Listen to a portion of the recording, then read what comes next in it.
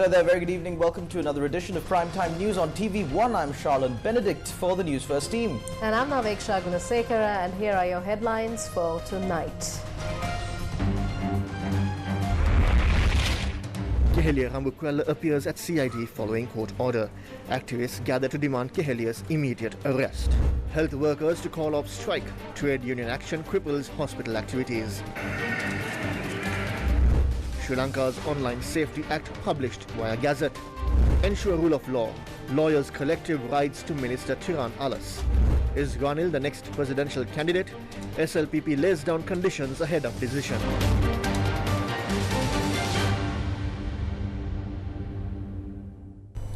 In your top story tonight, Sri Lanka's former Health Minister Keheliya Rambukwella was arrested by the Criminal Investigations Department over the controversial human immunoglobulin procurement scandal. Now, Sri Lanka's former Health Minister Keheliya Rambukwella initially arrived at the Criminal Investigations Department in Colombo this morning, complying with, of course, a court order that was issued a day earlier. He was at the CID to provide a statement with regard to the controversial human immunoglobulin procurement, after which he was arrested.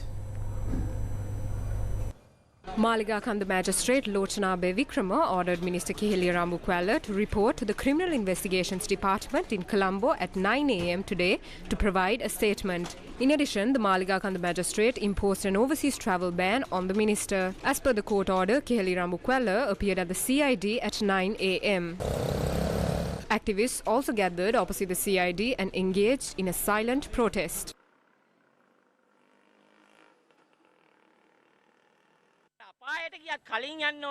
I wonder if he is following the agenda of becoming the first in line. Yet he had entered the CID using the back door. The public are always expected to use the front door, but Keheliya did the opposite. We believe that even if that is the case, he cannot escape from the law. All officials must move away from their political affiliations and act on this. Several activists attempted to proceed to the back entrance of the CID later in the day. However, Sri Lanka police prevented them from doing so. When we tried to move over there, police closed the road. They are protecting the rogues. The rogues are also living in fear, and that is why they are still inside the CID. Water cannon trucks have also been placed here. Murderers are roaming free. People who became blind are still in hospitals. Some died due to substandard medicine. We will fight until justice is served. Keheliya cannot be spared.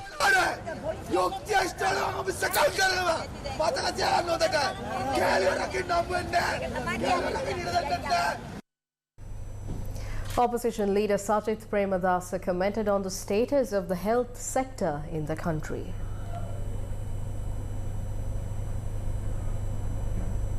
Human immunoglobulin pamanak neve, propofol, bupivacaine, prednisolone. A plethora of Sri Lankans were impacted following the use of human immunoglobulin, propofol, bupivacaine and prednisolone. There are many in the Nuwara district who lost their vision due to the use of substandard medication. Against such a backdrop, the country is bankrupt, cannot settle its debt, school students cannot afford breakfast, and there is no solution to the unemployment crisis, while factories are also shutting down. Therefore, looting from medicines and obtaining commissions in that sector should be viewed as a criminal offence. We are told that overseas travel bans have been imposed on those suspected of being involved in this crime. When asked to report to the CID, that person gives an excuse claiming a meeting was organised at the President's office. They have misled the courts, and they are also members of the country's cabinet of ministers. While the health minister is responsible for distributing the substandard medicine, those who voted against the no confidence motion against the health minister in parliament in order to protect him are equally responsible.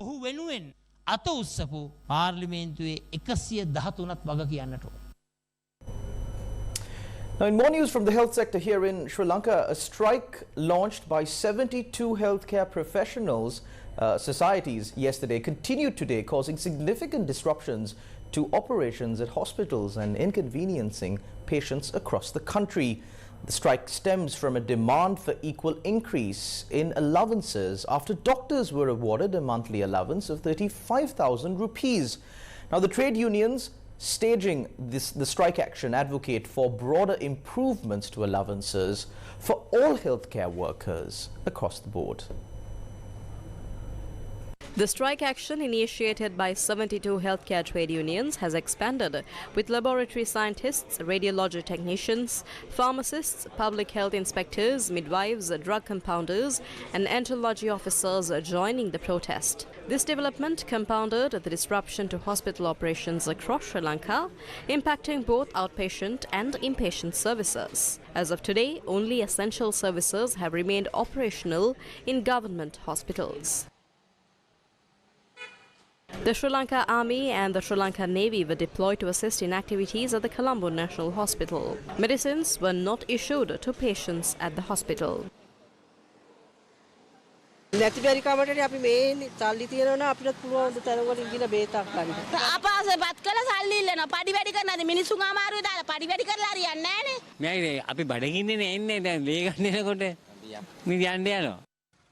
Activities at the Gampaha District General Hospital were also disrupted and none of the clinics operated at the premises.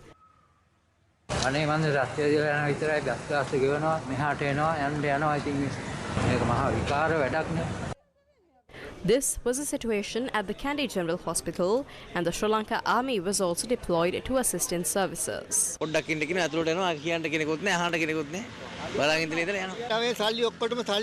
බලන්න මේ වගේ බලු දුක් දෙන්න එපා කන්ට නා මිනිසුන්ට බඩු ගන්න මොකද මේ කරන බලු වැඩමු පාන්දර 4 ඉඳන් පොලිම ඉඳලා මේ දැන් යනවා යන්න.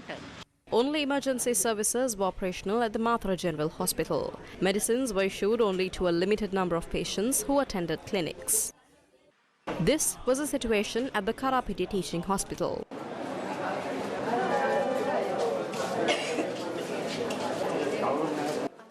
Sri Lanka Army personnel were deployed to look into the rabies vaccination drive and OPD activities. ඉතින් පෙරේද ඇවිල්ලා දුන්නා ලේ report එක අද ඉතින් දෙන්නේ නැහැ මෙතන ස්ටෑක්. ඉතින් බලන්න අපි දැන් මේ අද පෙන්නන්න නැතුව ආයි අපිට ආයි ක්ලිනික් එක ලැබෙන මාසේ. This was a situation at the Anuradhapura Teaching Hospital. කකුලේ තුවාල දෙකක් තියෙන බෙහෙත් දාගන්නවා බෙහෙත් ටික ගන්න. බොන්න බෙහෙත් ටික නැහැ. බලන්න මිනිස්සුන්ගේ රත්තිය දුවනවා විතරයි. This was a situation in Kurunegala. මෙව ඉතින් කොහෙන් කෙලවර වෙයිද දන්නේ නැහැ. අපිට ෆාමසියෙන් බෙහෙත් ගන්න නැහැ. මොකද හේතුව අපිට සල්ලි නැහැනේ. ඒ ඇවිල්ලත් මෙහෙම පෝලිං වල දුක් විඳින්න ඉන්නවා. ඉතින් ඒගොල්ලෝ කතා කරනවා. තව ටිකක් වෙලා යනකොට මේ මිනිස්සුන්ට හිටගෙන ඉන්න බැරුව සමහරු කලන්ති දාලා වැටේ. කකු දෙක පණ නැහැ යන්න ඉන්න බෑ. මොකද්ද මේ කරන්නේ මේගොල්ලෝ? අපිටම දසවද දෙන්නේ. බස් වියදම එයලා දෙනවද? පඩි වැඩි කරන පඩි වැඩි මිනිසුන්ට හොඳයි. අපිට නෑ. අපිට මොනව නැහැ එදා වෙලා හම්බ කරන් කනවා. This was a situation at the Babula Teaching Hospital. Sri Lanka Air Force personnel were deployed to assist in activities at the Chilau District General Hospital. Considering the measures taken up by the government, the Alliance of Health Trade Unions have decided to temporarily call off their strike at 6:30 a.m. tomorrow. The decision was made after discussions held today. Upon consideration of the intervention of the President, the Minister of Finance and the opportunity given to discuss this problem, we have decided to postpone the strike until next Wednesday. We will be holding discussions with the President's Secretary, the Ministry of Finance and the Ministry of Health next Tuesday. The Health Secretary consented to provide this agreement in writing.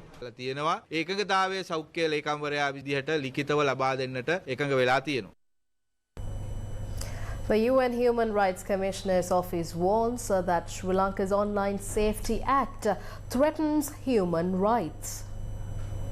The UN Human Rights Office on Friday said that Sri Lanka's new Online Safety Act will have far-reaching negative implications for human rights, including freedom of expression. In a statement posted on X, formerly known as Twitter, the UN Human Rights Office urges the government of Sri Lanka to consider amending the law to address concerns of civil society and industry groups and ensure it complies with human rights obligations. The Sri Lankan government has officially published the Online Safety Act by way of a Gazette. The Act introduces several new laws, including a provision granting a newly established 5-member commission the power to ban the communication of false statements online. Mahinda Yapa Speaker of Parliament, endorsed a certificate on the online safety bill, which was passed in Parliament, and it was published via an official Gazette. How does the Online Safety Act define false statements? Multiple factors influence the labelling of a statement as false. A false statement means a statement that is known or believed by its maker to be incorrect or untrue. In addition, a false statement means statement made especially with intent to deceive or mislead. However, it does not include a caution, an opinion or imputation made in good faith. The legislation grants a designated commission the power to prohibit the dissemination of demonstrably false information online. Furthermore, the commission is authorized to initiate legal proceedings and impose fines upon individuals found to have violated these provisions. How does the new law define and handle the designation of proscribed statements online? Any person, whether in or outside Sri Lanka, who poses a threat to national security, public health or public order, or promotes feelings of ill will and hostility between different classes of people by communicating a false statement, commits an offence and shall on conviction be liable to imprisonment for a term not exceeding 5 years or to a fine not exceeding 500,000 rupees or to both such imprisonment and fine. Under the new law, it is an offence punishable by imprisonment, fines or both to incite riots with false statements, disturb religious gatherings with misinformation or maliciously spread falsehoods offensive to religious sentiments. The legislation further criminalizes online communication that constitutes contempt of court, as well as both general online fraud and fraudulent activity involving impersonation. Any person, whether in or outside Sri Lanka, who communicates any false statement with intent to cause any officer, sailor, soldier or airman in the Navy, Army or Air Force of Sri Lanka to mutiny, or with intent to cause fear or alarm to the public, induces any other person to commit an offence against the state or against the public tranquility, commits an offence and shall on conviction be liable to both such imprisonment and fine. The legislation further criminalizes online communications that constitute harassment, child abuse, and the creation or modification of bots intended to carry out criminal activities. Which specific authority in Sri Lanka can take action against false statements under the new law? According to the newly enacted Online Safety Act, the power to take action against false statements rests with the Commission on Online Safety, a 5-member body established by the Act. The Commission shall consist of 5 members appointed by the President, subject to the approval of the Constitutional Council. The President shall appoint one of the members of the Commission to be the Chairman of the Commission. The term of office of the Chairman and the members of the Commission shall be 3 years.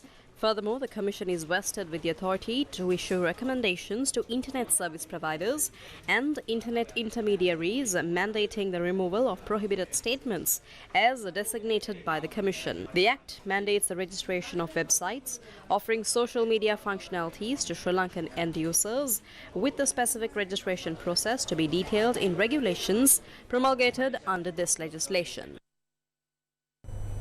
Forum Asia has voiced strong concerns about the recent passage of 2 controversial bills in Sri Lanka, the revised anti-terrorism bill and the online safety bill. Forum Asia, or the Asian Forum for Human Rights and Development, is a network of 85 member organizations across 23 countries, mainly in Asia. The anti-terrorism bill and the online safety bill, viewed by many as detrimental to human rights and freedoms, have drawn criticism from civil society organizations and rights groups across the country. According to Forum Asia, the revised anti-terrorism bill, set to replace the draconian Prevention of Terrorism Act, closely mirrors its predecessors, sparking concerns about its expansive definition of terrorism, limited judicial oversight, and the constraints on the Human Rights Commission. On the other hand, despite protests from civil society, the online safety bill, designed to regulate online content, has also become law. However, its broad definition of harmful and illegal content sparks fears of potential censorship of legitimate dissent and diverse viewpoints. The establishment of a 5-member online safety commission with sweeping powers include the ability to remove social media content without judicial review and impose jail term, also raises concerns about a lack of transparency and accountability. Forum Asia stressed that both bills grant undue power to the executive, heightening risks of politically motivated arrests and content takedowns. This poses a threat to freedom of speech and expression, stifling public discourse and shrinking civic space. Forum Asia underlined the importance of incorporating diverse perspectives and conducting thorough consultations with stakeholders when drafting legislation that impacts fundamental rights and freedoms. They called for a meaningful re-evaluation of both bills to ensure they align with international human rights standards and safeguard all basic freedoms of Sri Lankan citizens. Now, this is what Parliamentarian President's Counsel MA Sumanthiran had to say on the act. When compared with the Supreme Court determination, we find that several amendments that the Supreme Court, through its determination, required to be made to this bill have not been made. Now, this was raised at the committee stage of Parliament. I raised it in the confusion that reigned that day in Parliament. One couldn't quite follow what he said orally. But now, with the bill having been signed into law, we have access to the final act. And compared with the Supreme Court determination, we find that several clauses that were required to be amended by the Supreme Court in its determination have not been done. Now, this is a very, very serious issue because Article 123(4) requires Parliament to comply with the Supreme Court's determination. So this has been breached. The law, as it has been now certified, is violative of the determination of the Supreme Court, and in my mind, this is the first time this has happened in this country in this way. It was raised before it was passed at the committee stage itself. When we asked the Speaker to delay the committee stage so that this can be compared, because this creates a very serious constitutional crisis in the country, where whether this is law now has been, the question has been raised.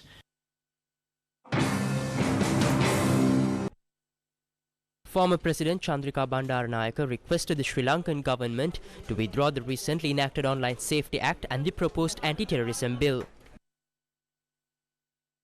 පුරවැසියන්ට තියෙන මූලික මානව හිමිකමක් internet එක social media තමාට අවශ්‍ය විදිහට පාවිච්චි කිරීම. නමුත් ඒවා බොරු ප්‍රචාර පතරවන්න රටේ Access to the internet is a fundamental right. It is their right to use social media as they please.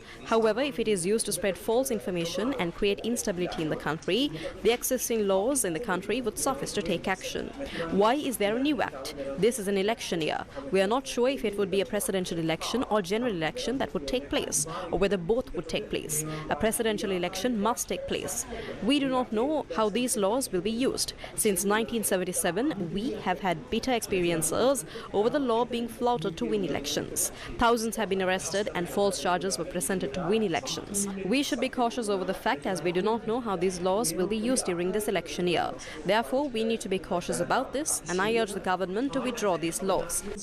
ඒ නිසා අපි විශේෂයෙන් තරම කරපොරට මේ ගැන අවධානය සිටිය යුතුයි කියලා කියනවා. ප්‍රජාතන්ත්‍රවාදීව මේක විරුද්ධ විය යුතුයි කියනවා. රජයෙන් ඉල්ලා සිටිනවා මේ 52 ඉල්ලාස් කරගන්න කියලා. The hearing of petitions challenging the anti-terrorism bill presented to Parliament concluded today.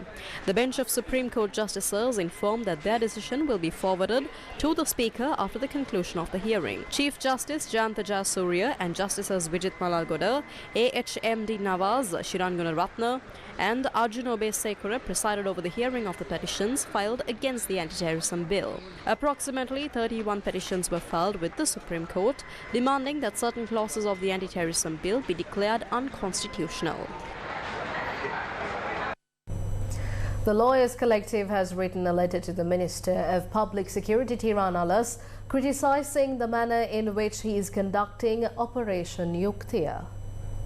The letter from the Lawyers Collective addressed to the Minister of Public Security, which will be sent to the President and Prime Minister, raises serious concerns about the Minister's disregard for the rule of law, fundamental rights and international legal obligations. The letter highlights several troubling aspects of the campaign. The Minister's statements indicate that he views laws as obstacles and disregards international legal norms as foreign influences. The minister's repeated labelling of anyone who criticises the campaign, including lawyers as drug dealers and addicts, is seen as a violation of freedom of expression and an attack on the legal profession. The minister's endorsement of Deshabandu Thennakoon, who was found responsible for torture by the Supreme Court as acting IGP, is seen as a violation of the rule of law and a breach of public trust. The letter urges the minister to respect the rule of law and conduct the campaign in accordance with the Constitution, existing laws and court rulings. It also demands that he respect the fundamental right to freedom of expression and allow for criticism and dissent without resorting to personal attacks on individuals. The letter urges him to uphold Sri Lanka's international legal obligations, which include respecting human rights treaties that the country has ratified. It calls for the minister to revoke his endorsement of Thennakoon and allow for disciplinary action to be taken against him in accordance with the Supreme Court's findings. The letter concludes by reminding the minister of the true meaning of Yuktiya, which is intrinsically linked to the rule of law. It urges him to act in accordance with democratic principles and constitution and to remember that he holds a position of public trust that demands respect for the law, human rights and the Sri Lankan people. The President's Media Division yesterday released a statement regarding the powers of the Constitutional Council and the President, especially regarding the appointment of the Acting Inspector General of Police. President's Counsel MAA Sumantiran commented on this matter. The Presidential Secretariat has issued a statement challenging the role of the Constitutional Council, saying that the President must be at liberty to do as he pleases. Now, this is contrary to the provisions of the Constitution.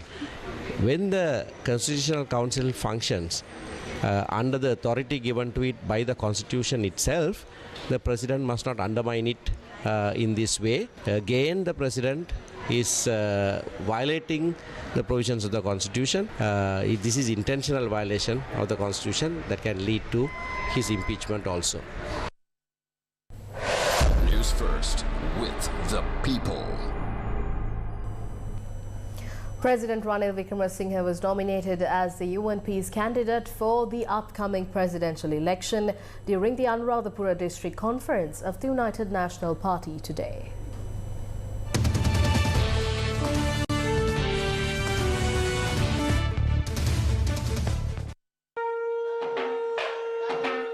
The Anuradhapura District Conference of the United National Party was held today.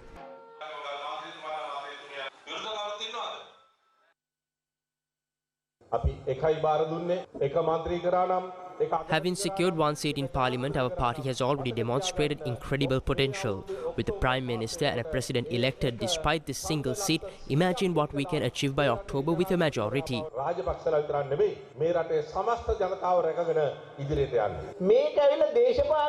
Sri Lanka is not only experiencing a political issue, but also an economic issue.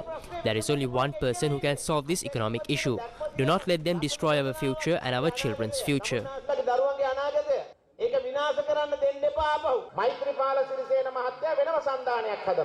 Maithripala Sirisena, Wimal Weerawansa, Partali Champika and Dallas Alhapperuma are all forming separate alliances. Roshan Ranasinghe in Polonnaruwa is also forming a separate alliance. However, these alliances may eventually join forces with Ranil Wickremesinghe.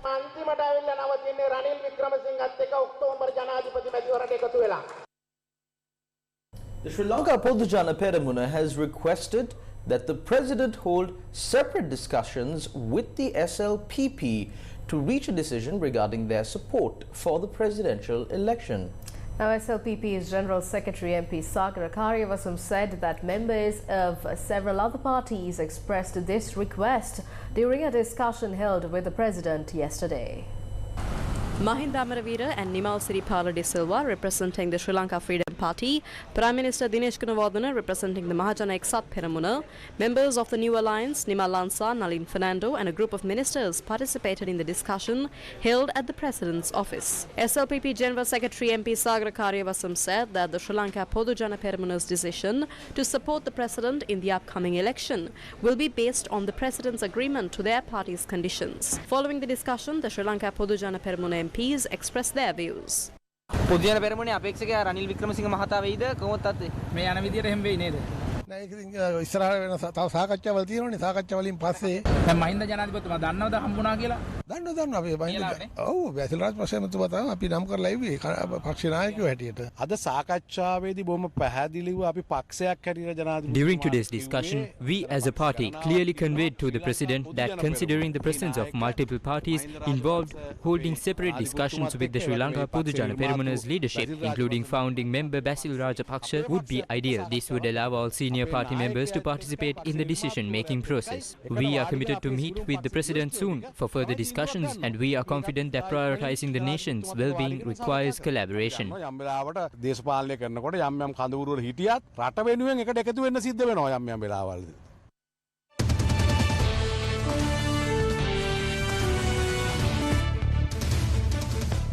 Former MP Mujibur Rahman, speaking at a Samagi Janabalawege media briefing today, identified the current president as a leader of the Pohot tour.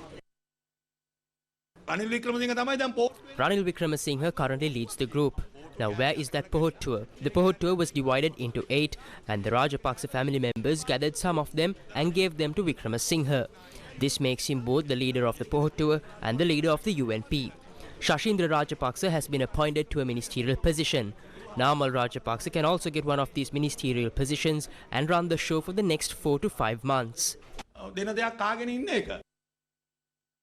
The Satyagraha launched by area residents near the Mathura Bodhiya demanding the removal of a barricade in Piladuva was dispersed this afternoon by police intervention.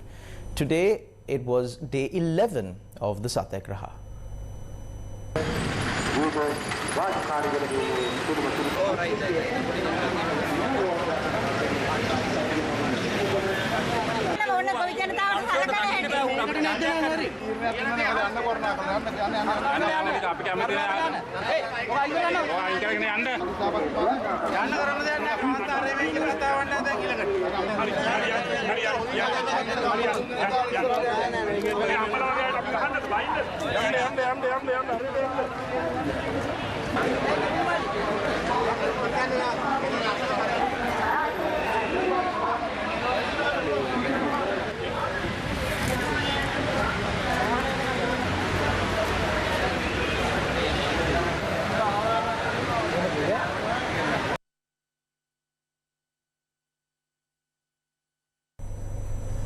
President Ranil Wickremesinghe officially inaugurated the Mathura Festival of Arts today.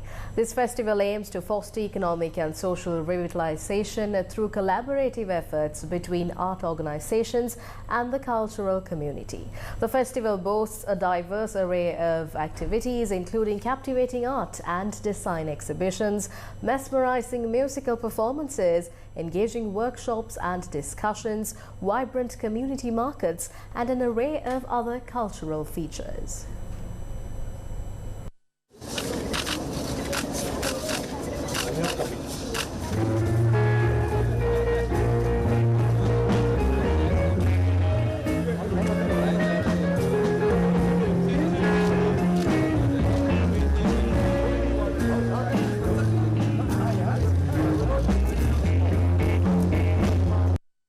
The second day of the Mathura Festival of Arts kicked off with a vibrant program including a panel discussion titled Sri Lanka Art in the World at the University of Ruhuna's Faculty of Fisheries. Moderated by Robert McDowell, the discussion featured Chanchala Gunawardana and Malaka Talvatta. The evening concluded with a community open mic night at the historic Mathura Dutch Fort. The National Trust of Sri Lanka featured an exhibition of photographs by Edward Atkinson Hornell, a renowned Scottish artist. The Mathura Festival of Arts runs from the 1st of February to the 4th of February, showcasing creative talent from Sri Lanka and beyond. Chairman of LRO Gas, Mudita Piri, says that there will be no change in gas prices in February. ලෝක වෙළඳ පොලේ gas මිල ඉහළ ගිහිල්ලා තියෙනවා. ලිට්‍රෝ පාරිභෝගිකයන්ට අපි පෙබරවාරි මාසයට අදාළ Gas prices in the world market have risen. We would like to reiterate that we will not be increasing the prices in relation to the month of February for LRO gas consumers. We hope to carry forward the current prices for the month of February as well. As a company, LRO Gas decided to bear the financial loss due to the increasing gas prices in the world market and the financial loss. There are several reasons that have influenced the rise in gas prices in the world market. One of them is due to the increase of insurance premium of gas ships once their movement is affected. The Israel-Gaza crisis and the world crisis have affected LP gas prices. We have decided to maintain the January rates going forward. We will not increase the prices in this situation. We hope the world gas prices will come back to this rate or lesser. අපි බලාපොරොත්තු වෙන්නේ සාමාන්‍යයෙන් මිල මේ ගානට හෝ මීට වඩා අඩු තත්යකට එයි කියලා. Newsfirst, main sponsor.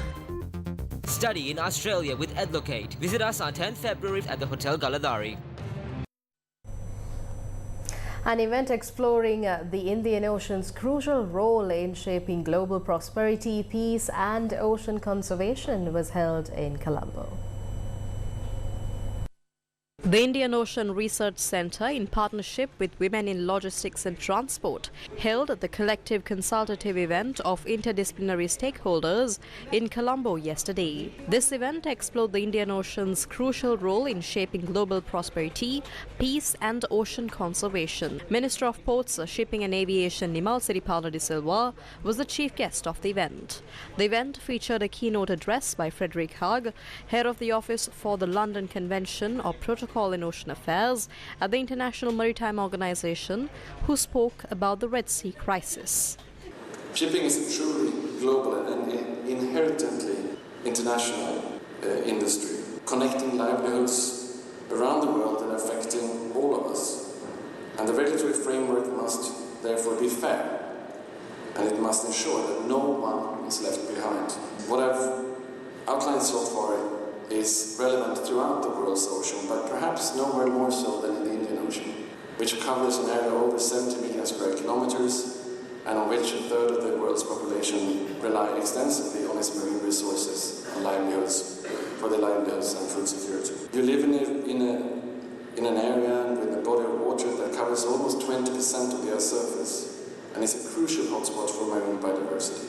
With all the 28 countries bordering the Indian Ocean, it is also home to some of the major traffic sea routes connecting Asian and European markets, while at the same time transporting more than half of the world's seaborne oil trade and hosting a quarter of the world's top container ports, top 100 container ports. So as the case of the Indian Ocean shows, the ocean truly sustains us all, and the maritime sector connects us all. The greener, resilient sector is essential for the needs of future generations, and the maritime sector underpins all sustainable development. A panel discussion followed, bringing together Managing Director of Maersk Lanka Private Limited, Biju Ravi, Emeritus Professor in Fisheries Biology and Founder Dean of the Faculty of Fisheries and Marine Sciences and Technology of the University of Ruhuna, Ruchira Kumaratunga, and a Group Director of Capital Maharaja Group, Shevan Daniel. Regional experts, maritime traders and representatives of global shipping lines, security establishments and governmental and foreign agencies also attended the event. They examined ongoing efforts to create uninterrupted and secure opportunities in this thriving maritime region of global commerce. A media briefing was held today by Lions International Multiple District 306 in relation with the official visit of Lions International President Lion Dr. Patty Hill. The media briefing was held yesterday. A press conference was organized by the Lions International Multiple District 306 to mark the visit of its international president, Lion Dr. Patty Hill.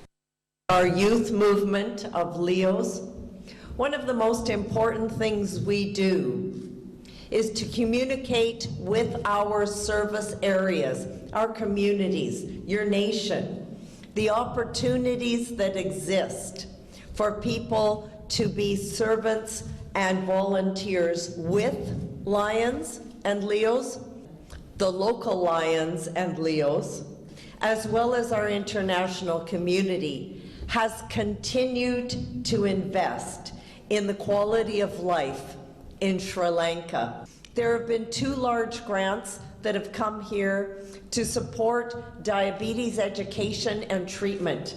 And we know that diabetes is increasing here in this country.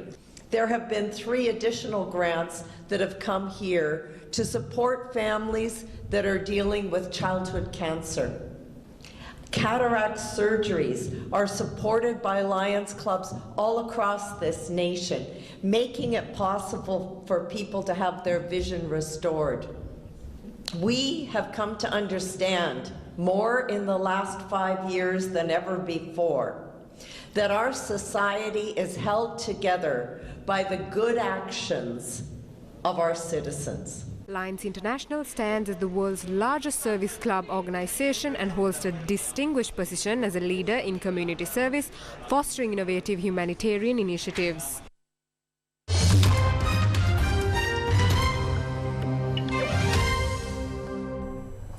Hundreds of farmers from across Europe staged protests in Brussels, Belgium, coinciding with the European Union summit yesterday.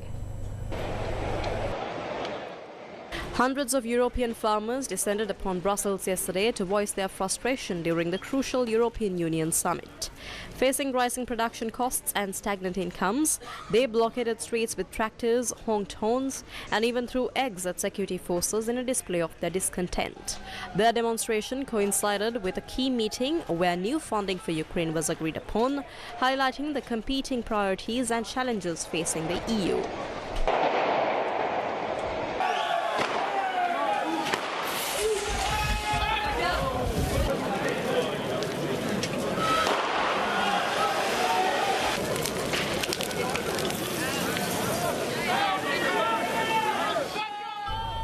Finance Minister Nirmala Sitharaman Finance Minister Nirmala Sitharaman said that income tax slabs will remain unchanged in 2024 interim budget.